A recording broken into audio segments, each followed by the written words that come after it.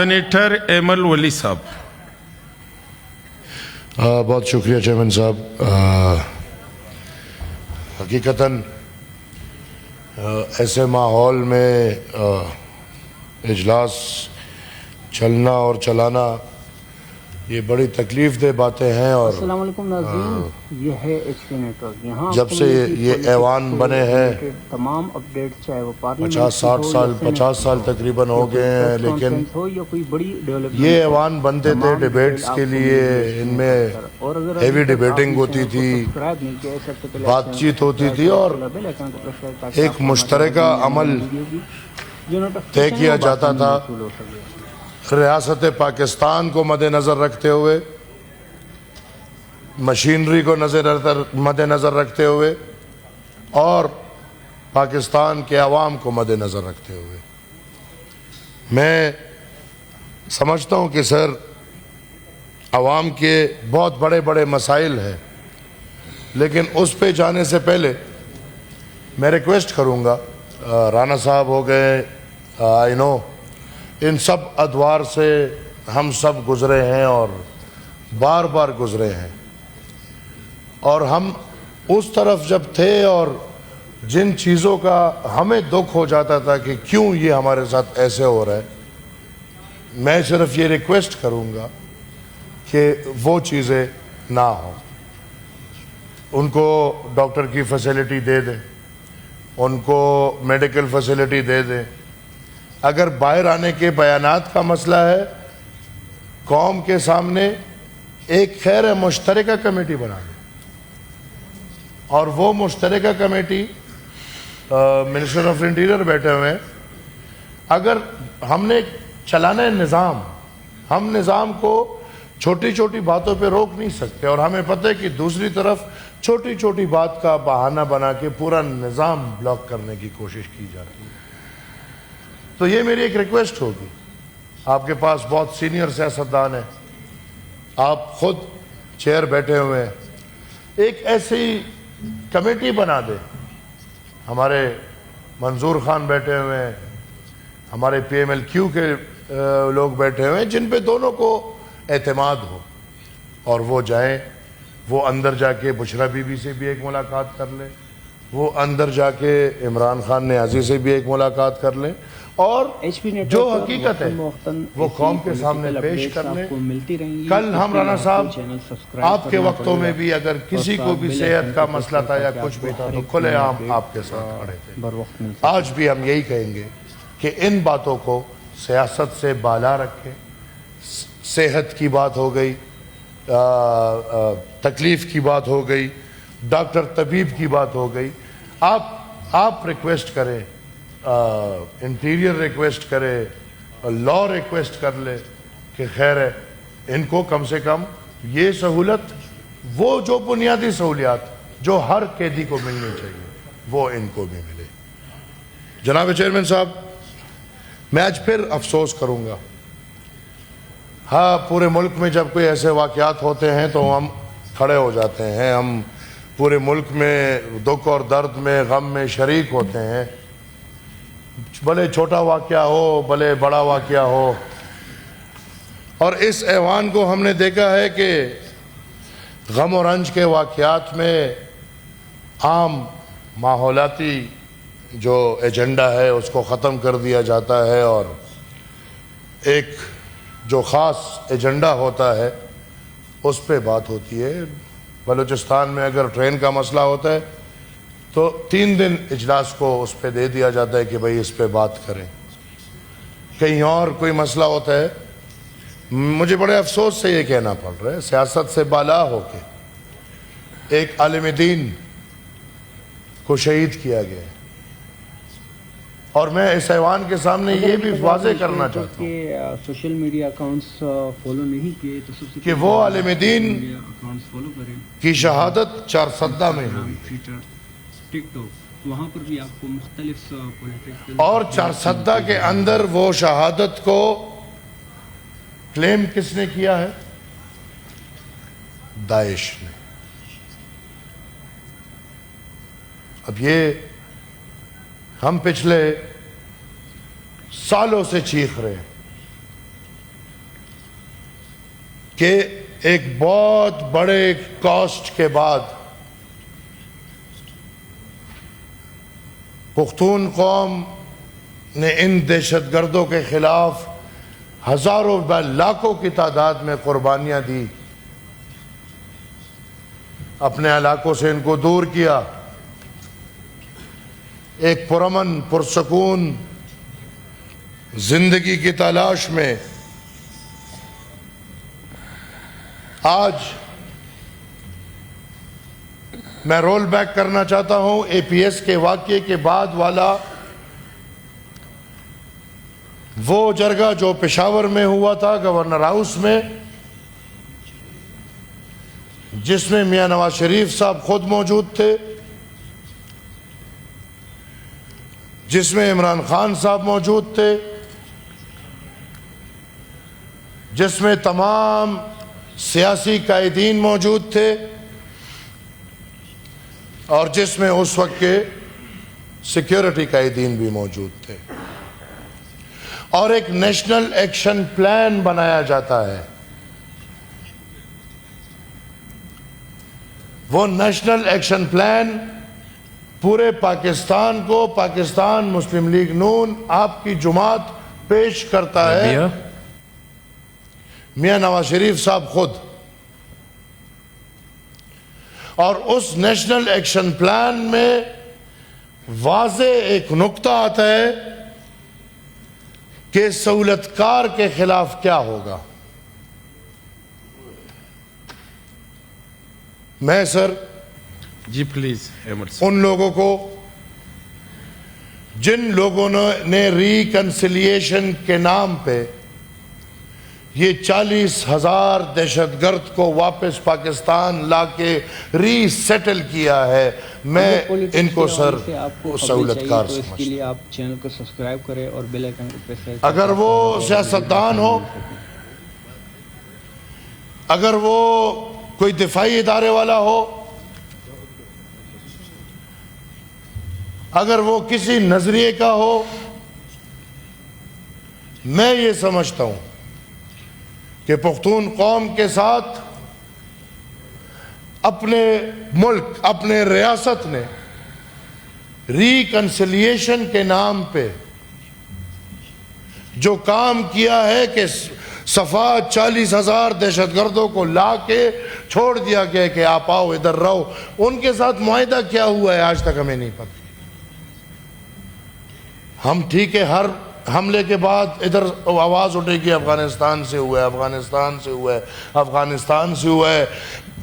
Interior صاحب میں مانتا ہوں، دلچسپی دیکھیں، رانا صاحب نہیں ذرا ادھر، لیکن جی ڈاکٹر صاحب پلیز احمد صاحب۔ یہ دلچسپی ہے نا، تو میں مانتا ہوں، لیکن کیا یہ انٹیریئر والے آج ہمیں، وہ خیر ہے مجھے پتہ ہے بیچارے کہ کیا جتنا دلچسپی اتنا پاور، وہ سمجھ آتا ہے، لیکن اس طرح باتیں یہ پرسنل نہ ہو جائے۔ میں تو پاور کی بات کر رہا نہیں ہوں۔ خیر پرسنل الحمدللہ ہمارے بھائی ہیں، پاورفل لوگ ہیں ادھر بیٹھے ہوئے، 4-5 وزیر ہیں، ہمارے بزرگ ہیں۔ وزیر نہ بھی ہو ہمارے لیے پاورفل ہے، بلکہ وزیر جب نہیں ہوں گے بہت پاورفل ہوں گے انشاءاللہ۔ آپ ساری باتیں آج اکٹھا کرو گے کیونکہ ظاہر سی بات ہے، پھر ہمیں موقع بہت کم ملتا ہے۔ آپ، یہ تو ہماری قسمت ہے کہ آپ ہیں الحمدللہ۔ تو سر اس ملک کے ساتھ بہت بڑی زیادتی پھر اس نے کی جنہوں نے ان 102 بندوں کو رہا کرایا جو اربوں کے روپے کے لاگو ہونے کے بعد، کتنے آپریشنز کے بعد، کتنے ٹیررسٹ قید میں تھے، ان کو سگنیچر سے رہا کرایا گیا، جس میں میں صاف کہتا ہوں اس پورے ایوان کے سامنے کہ اس میں وہ بندے بھی تھے جنہوں نے اے پی ایس پہ اٹیک کیا۔ ان کو رہا کرنے والے کیا سہولت کار ہیں کہ نہیں ہے؟ آج ہم سنتے ہیں کہ دہشت گردی ختم ہے، ہم نے دہشت گردوں کو ختم کر دیا، آج ہم افغانستان میں بھی حملہ کرتے ہیں, ہم ایران میں بھی حملہ کرتے ہیں, لیکن بطور ایک پاکستانی میں یہ ذرا پوچھنا چاہتا ہوں کہ جب اتنا کچھ ہو رہا ہے تو میرے چارسدہ میں ایک عالم دین کو کس طرح مارا جاتا ہے؟ کیا باجوڑ میں یہ لوگ صاف کھلا عام گھوم رہے ہیں؟ نہیں گھوم رہے. کیا وزیرستان تک دہشت گرد کتنا کنٹرول رکھ رہے ہیں؟ ریاست پاکستان کتنا کنٹرول رکھ رہے ہیں؟ ڈی آئی خان, ٹانگ, لکی مروت, بنو, کوہاٹ, کرک, ہنگو, ریاست پاکستان کتنا کنٹرول رکھ رہا ہے اور دہشت گرد کی کیا حالت ہے؟ سر پچھلے دنوں حیات آباد میں دہشت گردوں کی گھومنے کی ناچنے کی ویڈیوز آئی ہیں. ہمارا پشاور, چارسدہ صاحب کے سامنے, مردان, سوابی, نوشہرہ, ملکنڈ, دیر, سوات, بنیر, کدھر گیا ریاست؟ یہ میں ایک حقیقت آپ کے سامنے لا رہا ہوں, اس کو سنجیدگی سے لیا جائے. آج بھی گڈ اور بیڈ ہو رہا ہے, آج بھی پھر امن کمیٹیاں بن رہی ہیں اور پھر امن کمیٹیوں کو لڑایا جائے گا اور پھر پختونوں کی سرزمین پہ خون بہایا جائے گا. یہ کس کے ڈومین میں آتا ہے؟ صوبائی حکومت کے؟ سر میں تو سمجھتا ہوں کہ ملک کا دفاع تو, میں تو سمجھتا ہوں کہ ملک کی دفاع تو انٹیریئر کا کام ہے. 18 امینڈمنٹ پہ عمل کر لیں, وہ صوبائی چیزیں دے دیں, پھر بہت واضح ہو جائے گا. آپ ایجوکیشن ان کو دے دیں, آپ ہیلتھ ان کو دے دیں, تو انٹیریئر, فورن, لا, یہ تو وفاق کا کام ہے. میں ایک پاکستانی شہری ہوں, مجھے آپ کے اشارے کی بھی سمجھ آتی ہے, لیکن مجھے بتائیں میں کس کے پاس جاؤں؟ ادھر والے کہتے ہیں صوبے پہ جاؤ, صوبے والے کہتے ہیں وفاق پہ جاؤ. مجھے تو میرے قوم کو تو ایک فٹ بال بنا لیا ہے آپس کی سیاست مسئلوں میں. میں کدھر جاؤں؟ میں یہ ریکویسٹ کرتا ہوں کہ اس مسئلوں کو سنجیدگی سے لو. سر میں مانتا ہوں آج بات ہوئی, مارکہ حق بہترین کام کیا ہے پاکستان کی تاریخ میں. میرے خیال میں ہم نے تھوڑا سا مختصر کر لیں کیونکہ آگے بھی بزنس بھی ہے. 2 منٹ دے دیں, میں 2 منٹ لوں گا. پاکستان کی قوم, پاکستان کی عوام اور پاکستان کے تمام تر لوگوں کی فائدہ اس میں ہے کہ ہم جنگی جنون کو ختم کر کے اپنے ہمسایہ ممالک جتنے بھی ہیں ان کے ساتھ ایک بہترین تعلق بنائیں اور تجارت کو فروغ دے, باقی چیزوں کو فروغ دے. US ایران اسرائیل وار میں بہترین کردار پاکستان نے ادا کیا, لیکن میں ان کو کہوں گا کہ ذرا اندر پلیز پاکستان کے اندر بھی دیکھ لیں. یہ جو پاکستان میں ہو رہا ہے اس پہ بھی نظر ڈال لیں. اس جنگ میں بنگلہ دیش 1 روپے تیل مہنگا نہیں کرتا. اس جنگ میں ہمارے ارد گرد کافی ممالک ہیں جو اس سب کچھ کے باوجود تیل کو اپنے لیول پہ رکھتا ہے. یہ میں وہ بات کر رہا ہوں جس سے میں یقین سے کہہ سکتا ہوں آپ بھی تنگ ہوں گے, یہ ادھر کا جتنا سٹاف ہے یہ بھی تنگ ہوگا, بلکہ جو گاڑی یا پیٹرول چلا رہا ہے, موٹر سائیکل چلا رہا ہے, اس کا یہ مسئلہ ہے. سر تیل, سر اس جنگ میں پاکستان کلیم کرتے کہ ہماری ایک کشتی نہیں رکی. سر میں let it be on record, Pakistan میں 80% تیل ایران سے آ رہا ہے. ایران میں اس جنگ کے دوران بھی تیل 8 روپے. جی رحمت اللہ صاحب آپ اپنی سیٹ پہ جائیں, آپ کا کوشچن آ رہا ہے جی پلیز.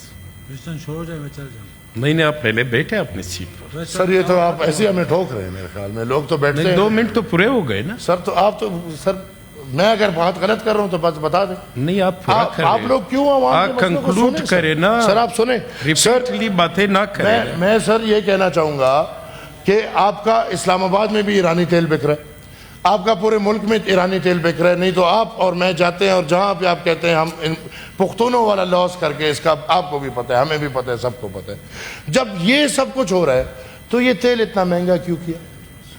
آخری بات سر, بلڈنگ 1 اسلام آباد میں 2 آپریشنز ہو رہے ہیں. 1 کانسٹیٹیوشن ہے کہ پتہ نہیں کیا, اسلام آباد میں 2 آپریشنز ہو رہے ہیں سر. ایک 1 کانسٹیٹیوشن اور ایک بری امام. ایک طرف غریب لوگ, ایک طرف کیا بولوں, نہیں بولتا. چلو, ایک طرف راتوں رات آپریشن ڈالا جاتا ہے, راتوں رات پی ایم صاحب کا ہوش, ورنہ پی ایم صاحب ہمارے ماشاءاللہ بہت وقت پہ سوتے ہیں اور بہت وقت پہ اٹھتے ہیں, آپ کو بھی پتہ ہے, لیکن راتوں رات ایسا کیا ہوتا ہے کہ فوراً کمیٹی بنائی جاتی ہے اور اس چیز کو روکا جاتا ہے اور 1 کو سٹاپ کیا جاتا ہے. دوسری طرف 60,000 گھر گرائے گئے ہیں, لوگ مرے ہیں. اس کا جواب کون دے گا؟ اس پارلیمان کو ذرا اس کی تفصیل دی جائے کہ جو آپریشن بریمام کیا گیا ہے یہ کیوں کیا گیا ہے, اس کی کیا وجہ بنی ہے, اس میں کتنے گھر مسمار کیے گئے ہیں, اس آپریشن میں کتنے لوگ مرے ہیں. اور سر یہ جو ابھی ایک دم اس پاکستان میں, مطلب یہ بلڈنگ کس نے بنائی؟ جواب لے لے, ختم کر رہا ہوں, اب آخری بات ہے بس, مجھے نہیں, ختم کر رہا ہوں. یہ بلڈنگ کس نے بنائی؟ یا بلڈنگ رات کو بنتی ہے, بلڈنگ چھپ کے بنتی ہے؟ نہیں, بننے میں بھی سی ڈی اے انوالو, بننے میں بھی عدالت انوالو, بننے میں بھی منسٹری انوالو, توڑنے میں بھی سی ڈی اے انوالو, توڑنے میں بھی عدالت انوالو, توڑنے میں بھی حکومت انوالو. میں کہتا ہوں یہ ابھی جو بھائی اس سوسائٹی کو بند کر دو, اس سوسائٹی کو نہیں. اس تاریخ کو دیکھتے ہوئے اگر اصل مجرم کو دیکھنا ہے تو اصل مجرم سی ڈی اے ہے, اور اگر بلیک لسٹ کرنا ہے تو سی ڈی اے کو بلیک لسٹ کیا جائے, جن کا منصوبہ بندی اس طرح ہوتا ہے کہ ایک حکومت میں ایک طرح ہوتا ہے اور دوسری حکومت میں دوسری طرح ہوتا ہے. Thank you sir.